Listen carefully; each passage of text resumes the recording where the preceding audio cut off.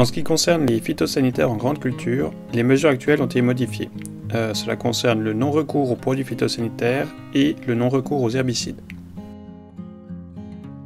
La mesure non-recours aux produits phytosanitaires est une évolution de l'ancienne mesure extenso, et les éléments existants sont maintenus, soit l'inscription par culture avec la possibilité de sortir de la mesure à tout moment.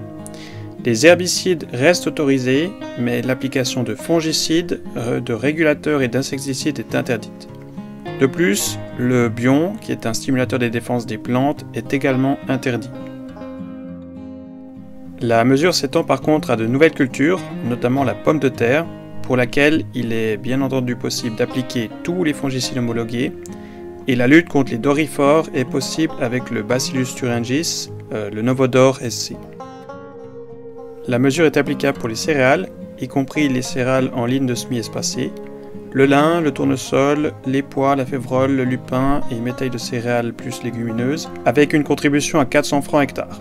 Elle s'applique aussi au colza, et nouvellement à la pomme de terre, la betterave sucrière et les légumes de conserve de plein champ, avec une contribution de 800 francs hectare. Le soja et le maïs ne peuvent pas toucher cette contribution.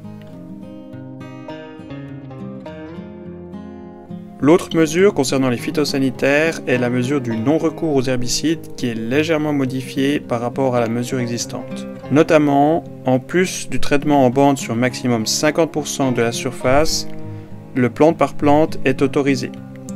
Pour la betterave, le traitement sur 100% de la surface est autorisé jusqu'au stade 4 feuilles. Et pour la pomme de terre, le défanage chimique est également possible avec tous les produits autorisés.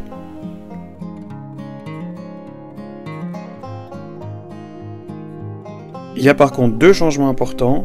Premièrement, toutes les parcelles d'une même culture doivent respecter l'exigence. L'inscription à la parcelle n'est donc plus possible. Donc si on a du colza, la mesure s'applique à toutes les parcelles de colza du domaine et non pas seulement à la parcelle qui nous conviendrait le mieux. Et deuxièmement, la mesure commence au moment de la récolte de la culture précédente. Donc cela implique que seul le traitement en plante par plante est possible en interculture contre les adventices problématiques tels que chardon ou chien d'Inde. L'application en plein sur les chaumes n'est plus possible.